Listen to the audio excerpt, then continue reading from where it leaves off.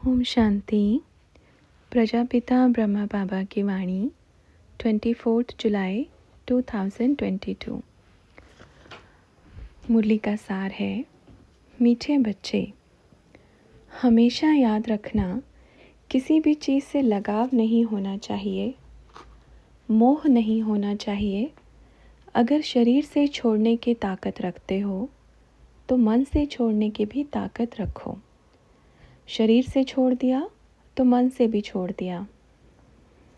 जिसने मन से और शरीर से दोनों से त्याग किया है वो नंबर 1 की लाइन में आएगा।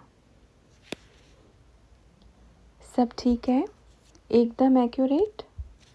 चलो बहुत अच्छा है। समय की सीमा को ध्यान में रखते हुए अपने पुरुषार्थ की रफ्तार को बढ़ाओ। इधर उधर कुछ खरीदने में, ये सब चीज़ों में समय व्यर्थ मत करो। अपना बुद्धि योग चेक करो, कहीं मेरा बुद्धि योग किसी में फंसा तो नहीं है, किसी वस्तु में, किसी व्यक्ति में, किसी भी चीज़ में भी फंसता तो नहीं है। अगर फंसा होगा तो वो स्थान छोड़ने में बड़ी मेहनत लगेगी, दिक्कत हो जाएगी, और छोड़ भी दिया तो बार बार उसकी याद आएगी। 2 चीज़ें हैं, एक छोड़ना और दूसरा छोड़ करके फिर बार बार उस चीज़ को याद करना। आपने शरीर से छोड़ा, मन से नहीं छोड़ा। हमेशा याद रखना किसी भी चीज़ से लगाव नहीं होना चाहिए, मोह नहीं होना चाहिए। कोई भी कपड़ा हो, मानो आपके पास बड़ा अच्छा कपड़ा रखा है, अभी अभी सिलवाया है, और आपने सोचा कहीं जाएंगे तो पहनेंगे। आपने पहना, आज 1 वर्ष हो गया, 2 वर्ष हो गया, बुद्धि योग कपड़े में रखा है, कहीं प्रोग्राम होगा तो पहनेंगे। प्रोग्राम हुआ और वो एक बार आपने पहना। अब जहाँ पहन कर गए वहाँ आपको नई वैरायटी मिली, फिर 1 सेकंड में उस कपड़े से मोह निकल जाएगा। जो 2 साल से याद कर रहे थे, कहानी ख़त्म। आपके 2 साल वेस्ट गए। आपका 2000 का कपड़ा था, लेकिन 2000 से ज़्यादा आपके लाखों संकल्प वेस्ट गए। एक संकल्प की कीमत कितनी है, विचार करो। एक संकल्प में बाप को याद करते तो आपकी लाखों की कमाई जमा होती। वह एक संकल्प आपने कपड़े में लगाया, वस्तु में लगाया, व्यक्ति में लगाया, तो कितना घाटा हो गया। इसलिए कभी किसी चीज़ से मोह नहीं रखना। बार बार जो भी चीज़ याद आवे उस चीज़ को बुद्धि में से निकालो, छोड़ना, और फिर वापस से कभी पलट के याद नहीं करना। यह सच्चे पुरुषार्थी की निशानी है। फिर बच्चे कहते हैं, बाबा हमने सब छोड़ दिया, हम छोड़ करके आ गए। आप तो आ गए, लेकिन अगर आपको यहाँ किसी चीज़ की कमी हो गई तो आपको फिर बार बार क्या याद आएगा कि वहाँ वाला ठीक था, वहाँ मैं ऐसा था, वहाँ मैं वैसे था, वहाँ मैंने ये किया। तो इसमें परसेंटेज आ जाती है। छोड़ा उसका तो मिलेगा, पर छोड़ने के बाद फिर क्या पकड़ा, उसका कैसे मिलेगा। अगर शरीर से छोड़ा है, अगर शरीर से छोड़ने की ताकत रखते हो तो मन से छोड़ने की भी ताकत रखो। शरीर से छोड़ दिया तो मन से भी छोड़ दिया। जिसने मन से और शरीर से दोनों से त्याग किया है वह नंबर 1 की लाइन में आएगा। चाहे आप मधुबन में हो, मधुबन से आए हो, चाहे आप अपने लौकिक घर से आए हो, चाहे आप सेंटर से आए हो, चाहे आप किसी भी परिवार से आए हो, चाहे आप कितने भी हाई फाई परिवार से आए हो, सबकी बात एक ही है। मानो वहाँ पे महल में हैं, यहाँ पर आए, ज़मीन पर सोए। अब बार बार बिस्तर याद आएगा, मेरा इतना अच्छा बिस्तर था, कितनी अच्छी नींद आती थी, यहाँ ज़मीन पर सोना पड़ता है, तो क्या त्याग किया। विचार करना, सोचना। छोड़ना 2 जगह से होता है, एक तन से छोड़ना, एक मन से छोड़ना। तो दोनों में हमें पक्का बनना है। चलो भले कोई बात नहीं, तन से छोड़ा, मन में बार बार आता है, तो अब मन की प्रैक्टिस करो। मन को समझाओ, वो छोड़ दिया तो छोड़ दिया, वो मेरा नहीं था। त्याग अगर था तो वो त्याग जमा हो गया। अब मैं यहाँ हूँ, मैं वर्तमान में हूँ, वर्तमान में जियो। पीछे का सोच सोच के, विचार कर कर के तो आप वर्तमान को ख़राब कर रहे हो। कभी विचार आया तो पीछे का सोच रहे हैं। हम पास्ट का सोच करके जो वर्तमान इतना कीमती होता है, उस वर्तमान को ख़राब कर रहे हैं। अगर कोई फिर ये सोचता है भविष्य में क्या होगा, तो भी वर्तमान को ख़राब कर रहे हो। आपका वर्तमान खतरे में है, और आपका वर्तमान खतरे में है तो सोच लो भविष्य खतरे में है ही है। जिसका वर्तमान खतरे में आ गया, उसका भविष्य खतरे में आएगा ही आएगा। वर्तमान में जियो, वर्तमान में बाबा के साथ मौज मनाओ। यह दिन है, ये दिन मुझे मिला है, ये 1 मिनट मुझे मिली है। अगली 1 मिनट मुझे क्या पता मिले ना मिले। मुझे 1 मिनट जीना है। 1 मिनट में 1 मिनट मुझे भगवान के साथ जीना है। वहाँ मेरा भाग्य, वहाँ। मेरी बुद्धि में घड़ी घड़ी बाप की याद रहे। हमारा रास्ता कौन सा है? हमें परम धाम में जाना है, मुक्ति धाम में जाना है, मोक्ष धाम में जाना है, फिर वहाँ से सत्युग में आना है। तो मानो अगर आपने भविष्य का सोचा तो भी वर्तमान को ख़राब किया, आपने पास्ट का सोचा तो भी वर्तमान को ख़राब किया। तो सोचो आपका क्या ख़राब हो रहा है? वर्तमान। वर्तमान ख़राब हुआ तो भविष्य ख़राब हुआ, भविष्य ख़राब हुआ तो सतयुग ख़राब हुआ। तो क्या मिला? कुछ नहीं मिला। क्या पाया? कुछ नहीं पाया। क्या गवाया? सब कुछ गवाया। सांस गवाई। ये सांसें कितनी कीमती हैं। बिना सांस के इस धरती पर जीवन नहीं है। बच्चा पैदा हुआ, सांस आई, तो पहले क्या चीज़ है? भोजन से भी पहले क्या आया? सांस। तो भोजन ज़्यादा कीमती है या सांस? श्वासों का खजाना हमेशा याद रखना। भोजन से भी ज़्यादा कीमती श्वासों का खजाना है। ये जो श्वासों का खजाना है, ये बड़ा वैल्यूएबल है, बड़ा कीमती है। ये सांसों का खजाना अगर वेस्ट चला गया तो आपके पास कुछ नहीं है। जीवन मिला, जीवन जीने के लिए भी एक सांस चाहिए, जीवन को त्याग करने के लिए भी एक सांस ही चाहिए। तो हम देखें, अपने आप को चेक करें, मेरी सांस कहाँ लगी है। ये जो श्वासों का खजाना है, ये सब चीज़ें क्या हैं, कहाँ लगी हैं, क्या चाहिए मुझे। तो हर एक बच्चा ध्यान रखे, विशेष ध्यान रखे। कहाँ भी बुद्धि योग होगा तो आप बच्चे खुद सोचो, बार बार अपना पूरा दिन चेक करो कि मुझे बाबा की याद कितनी आती है, मुझे व्यक्ति की याद कितनी आती है, मुझे वस्तु की याद कितनी आती है। ये चेक करो, ओके। क्योंकि हमारा सबसे ज़्यादा खजाना है सांसों का। सांस सफल, सब कुछ सफल। एक एक सांस में बाप की याद समाई है। आप रोज़ रात को अपने प्यारे परम पिता परमात्मा का धन्यवाद करके सोना। आज का जीवन मेरा बहुत अच्छा गया, ये दिन आपने मुझे जीने के लिए दिया। मैं बहुत संतुष्ट हूँ, मैं बहुत खुश हूँ, मैं बहुत भाग्यशाली हूँ। वहाँ मेरे परम पिता परमात्मा, वहाँ मेरे शिव बाबा, ये जो दिन था मेरे लिए बड़ा मूल्यवान था। अब मैं सो रही हूँ। सोना मतलब सोचना, मरना, क्योंकि रात की किसी भी घड़ी आपका आत्म पंछी उड़ सकता है। इसलिए सोते समय बाबा को रोज़ धन्यवाद देना ही है। अहो सौभाग्य, अगर अगला दिन आपको मिला, अगला दिन आँख खुली और फिर दिल से धन्यवाद करो। शुक्रिया मेरे बादशाह, आपने फिर से एक दिन मुझे जीने के लिए दे दिया है। वाह, मैं कितनी खुश नसीब हूँ। वाह, मैं भाग्यशाली हूँ कि मुझे फिर से जीने के लिए एक दिन और मिला है।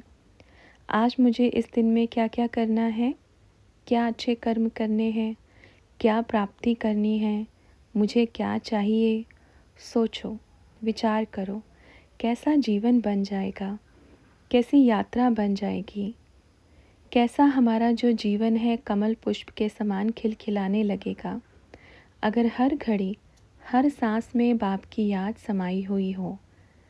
अरे बाप की याद से बड़ा कोई कर्तव्य नहीं, कोई कार्य नहीं है। ये जीवन ही किस काम का। बोलते हैं हमें इतना कार्य है, इतनी जिम्मेवारी है, इतना सब कुछ है। हमारे ऊपर क्या है।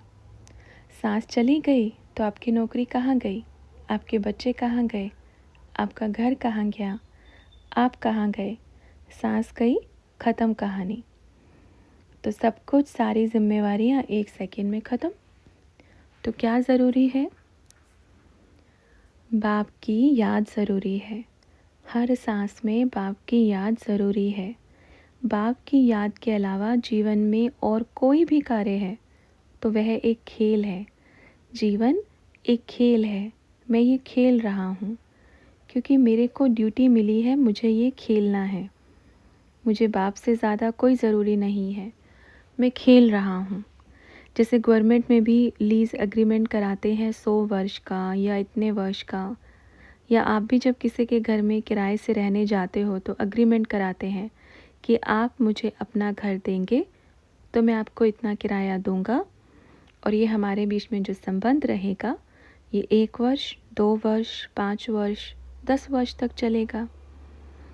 इसके बीच में अगर आपने कुछ ऐसी चीज़ें की तो या हम आपको निकाल देंगे या हम खुद चले जाएंगे। यही सब चीज़ें होती है ना जीवन में। ये एक खेल है। तो अब किराए के मकान में हो, ठीक है। मेन महत्वपूर्ण तो हमारा अपना जीवन है। आप किराए के मकान में हो, ये अग्रीमेंट आपने कितने वर्षों का किया है, जो परिवार बसाया है, जो शादी की है। ये अग्रीमेंट की भी कोई डेट होती होगी। पहले डेट होती थी कि 50 से 60 वर्ष के बाद अगर जीवन बचा तो वानप्रस्थी बन के संन्यास ले लेंगे। बड़े बड़े राजाओं ने क्या किया, जीवन जिया, फिर बच्चों को गद्दी दी और अपने आप वानप्रस्थी में चले गए। उस समय भरोसा था अपने कर्मों में कि हाँ हम इतने समय जिएंगे, इतनी हमारी उम्र हो सकती है। विश्वास था एक। अब क्या भरोसा कर सकते हैं कि हम इतने दिन जिएंगे या इतने साल जिएंगे, या हम चलो 60 साल या 70 साल जिएंगे, कि 60 साल परिवार चलाया, 10 साल भगवान में लगाएंगे। ये भरोसा है तो आप भले ही अपनी ज़िंदगी जियो। और अगर ये भरोसा खुद पे नहीं है कि हम कितने दिन जिएंगे तो लग जाओ, क्योंकि ये सांस कभी भी छूट सकती है, कभी भी जा सकते हैं, कभी भी आत्म पंछी उड़ सकता है। क्योंकि इस कलयुग में भरोसा नहीं करना, हमारे जीवन की यात्रा कब समाप्त हो जाए, ख़त्म। ठीक है। बाबा से ज़्यादा महत्वपूर्ण जीवन में कुछ है नहीं, कुछ होगा नहीं और कुछ हो भी नहीं सकता। क्योंकि बाप है तो आप हो, याद रखना। बाबा ने कहा चलो अभी मेरे पास आओ, तो फिर कहना बाबा अभी थोड़ा रुको ना, आज नौकरी कर लेता हूँ, फिर कल चलते हैं। कहोगे? सोच कर देखो, विचार करो। कौन है सबसे बड़ा? मृत्यु क्या है? बोलते हैं हमारे कर्मों के हिसाब से हमें एक छाया लेने आती है, जिसको बोलते हैं देवदूत, यमदूत। हमारे कर्म अच्छे होते हैं तो देवदूत अर्थात भगवान के फरिश्ते लेने आते हैं। अगर कर्म बुरे होते हैं तो यमदूत अर्थात शैतान के जिन लेने आते हैं। हर जगह ऐसे ही बोलते हैं ना कि शैतान लेने आता है, यम के दूत लेने आते हैं। आज के कलयुग में यम के दूत ही क्यों बोलते हैं? क्योंकि 80% लोग विकर्म कर रहे हैं। तो मेजॉरिटी के हिसाब से क्या होता है? तो किसी ने पूछा बाबा यम का मतलब क्या होता है? बाबा ने कहा एक होता है धर्मराज, एक होता है यमराज, जो कोड़ों से निकाल करके अच्छे से पापों की सज़ा चुकतो करा करके अच्छे से मारते हुए घसीटते हुए लेके जाएगा। बोलते हैं किसी किसी के इतने बुरे कर्म होते हैं कि यम का दूत जिस पर बैठकर आता है उसके पांव पर रस्सी बांध करके उसको वहाँ तक घसीटते हुए लेके जाते हैं। और उनको वह अनुभूति होती है, वो फीलिंग होती है कि मेरे को घसीटते हुए लेकर जा रहे हैं। मैं कहाँ कहाँ से जा रहा हूँ, कांटों से, जंगल से, कहाँ कहाँ से निकलते हुए जा रहा हूँ सज़ा भोगते हुए। फिर किसी ने कहा गरम तेल में भी तलते हैं क्या? बाबा ने कहा ये अनुभूति होती है, ये फीलिंग होती है, क्योंकि बोलते हैं कि आत्मा के पाप कर्म जलते हैं, दफनाए नहीं जाते, मिटाए नहीं जाते, जलाए जाते हैं। ठीक है, जैसे वर्तमान समय में जब ये बोलते हैं कि सभी आत्माएं धर्मराजपुरी में जाएंगी, हमेशा देखना जलने वाले सीन ही दिखाई देंगे कि उसको आग में जलाया, उसको उबलते हुए तेल में डाला, उबलते हुए पानी में डाला। कभी कहा कि ठंडे तेल में डुबकी लगा लगा के मार दिया? ये तो नहीं कहा ना। जलने का अर्थ ये होता है कि जितने भी पाप कर्म किए हैं ना, जलने की दर्द होता है, फीलिंग आती है जलने की। मैंने इतना पाप कर्म किया, मैं उस पश्चाताप की अग्नि में जल रहा हूँ। जलता है इंसान, लाइट के शरीर के साथ जलता है, उसकी अनुभूति होती है। जलना कई प्रकार का होता है। जब चमड़ी जलती है तब वो जलन की अनुभूति अनुभव होती है। एक जब पश्चाताप की अग्नि होती है वो अनुभूति होती है।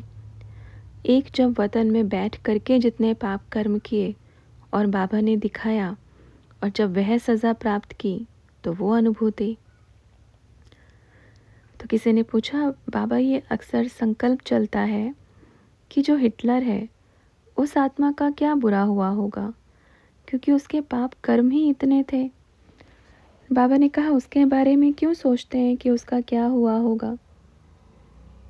तो बच्चों ने पूछा उसको जन्म मिला होगा क्या? बाबा ने कहा क्यों नहीं मिला होगा, बिल्कुल मिला होगा। नहीं मिलेगा तो सज़ा कैसे मिलेगी? इतनी सज़ा लाइट के शरीर में नहीं भोग सकता व्यक्ति। ये तो बाबा ने कहा बच्चे, ये तो यहाँ आप बच्चों के लिए लाइट की जो भी थोड़ी बहुत या फिर और जो बच्चे भटकते हैं वो भटकन की सज़ा होती है। ये लाइट के शरीर से भटकना अर्थात जिसने अपने शरीर का घात किया, शरीर की उम्र पूरी नहीं हुई, वह आत्मा भटकती है और भटक भटक के सज़ा को प्राप्त करती है। जिसने खुद का घात किया उसकी बात। अब मानो किसी ने मारा नहीं, लेकिन उसने इतने पाप कर्म किए, इतने पाप कर्म किए कि वो ऐसे तड़प के मरे। अब इतना तड़पे कि इस जन्म में भी उसके पापों की पूर्ति नहीं हुई, तो फिर उसको पाप कर्म का हिसाब किताब देने के लिए फिर से जन्म लेना पड़ेगा। फिर वो शरीर में वही प्रक्रिया चलेगी, फिर उसको पूरा जीवन वही तड़पन रहेगी। अगर फिर भी पाप की पूर्ति नहीं हुई तो फिर तीसरा जन्म लेना पड़ेगा, फिर उसको उसी प्रक्रिया में तड़पना पड़ेगा। ये होती है पापों की सज़ा। फिर ये जो बोलते हैं ना हमने क्या पाप कर्म किया इस जीवन में जो हमें ऐसी सज़ा मिली, तो बाबा कहेगा इसमें नहीं तो उसमें, उसमें नहीं तो उसमें, कहीं ना कहीं तो पाप का बीज बोया ही गया है। समझ में आया? कर्मों की गुइया गति है। वर्तमान समय हमें ज्ञात है, परमपिता परमात्मा स्वयं हमें ज्ञान दे रहे हैं, कर्मों की गहरी गति सुना रहे हैं, समझा रहे हैं। बच्चे ऐसे कर्म करो, ऐसे नहीं करो। तो कर्मों का ज्ञान हमें है, ये ज्ञान हमें है तभी हम समझ पा रहे हैं, नहीं होता तो क्या समझ पाते। लेकिन हाँ, आत्मा के अंदर ये संस्कार ज़रूर डाला जाता है कि आत्मा उस चीज़ को देख सकती है कि ये पुण्य कर्म है या पाप कर्म है। किसी को मारना ये पाप कर्म है, किसी की गलानी करना ये पाप कर्म है, किसी जीव की हत्या करके खा जाना ये पाप कर्म है, क्रोध के वश किसी को मारना ये पाप कर्म है। हमेशा हर किसी के प्रति कामुक दृष्टि रखना, गंदे विचार रखना, गलत करने के विचार हमेशा आना, ये काम विकार हमेशा आना, ये पाप कर्म है। लोभ लालच में आकर के कुछ ऐसे कर्म कर लेना जो किसी को बड़ा दुख हो और नुकसान हो जावे, ये पाप कर्म है। ईर्ष्या के वश आकर के किसी को नुकसान कर देना, किसी के बारे में ईर्ष्या के वश आकर के गलत सोचना, गलत सब चीज़ें फैलाना, ये पाप कर्म है। अगर ईर्ष्या नहीं है, शिक्षा के कारण समझाया जा रहा है तो अलग बात है। ईर्ष्या के कारण बताया जा रहा है तो ये पाप कर्म है। अपने को ऊपर उठाना और दूसरे को नीचे गिराना, हमेशा दूसरों को नीचे गिराना और खुद आगे आना, ये भी पाप कर्म है। बस परसेंट होती है, छोटा है या बड़ा है, छोटा है या बड़ा है। ठीक है। पुण्य कर्म क्या है? पुण्य कर्मों की कहानी तो सिर्फ एक ही है। पुण्य कर्म है कि सदा बाप की याद में रह के हर कर्म करना, ये पुण्य कर्म है। पुण्य कर्म क्या है? सदा बाप की याद में रह के हर कर्म करना, ये पुण्य कर्म है। अब कोई ये सोचेगा चलो भगवान की याद में रह कर के पाप कर्म कर लेते हैं। हमेशा याद रखना, जो भगवान की याद में रह के कर्म करेगा उससे कभी पाप कर्म हो ही नहीं सकता। जो भगवान की याद में रहेगा उसका कदम कभी पाप कर्म की तरफ जा ही नहीं सकता। उससे सदैव पुण्य कर्म होंगे, सदैव अच्छे कर्म होंगे। पुण्य कर्म हमसे कब होता है? पुण्य कर्म कब होता है? जब बाप की याद रहती है। और पाप कर्म कब होता है? जब बाप की याद नहीं रहती। और जहाँ याद नहीं है वहीं पाप कर्म बनना शुरू हो जाते हैं, वहीं यात्रा चेंज हो जाती है। अभी जैसे अपन ने कहा कि एक ही पुण्य कर्म है कि हर कर्म बाप की याद में रहकर करना। ठीक है, ये चीज़ है। और जिसको बुद्धि में बाप की याद सच्चे दिल, सच्चे मन, जिगर से होगी, वह कभी पाप कर्म करेगा ही नहीं, कभी नहीं करेगा। ठीक है। अच्छा, तो मुरली अभी आगे भी है, तो मुरली के सेकंड पार्ट में हम इसको कंप्लीट करेंगे। अच्छा, ओम शांति।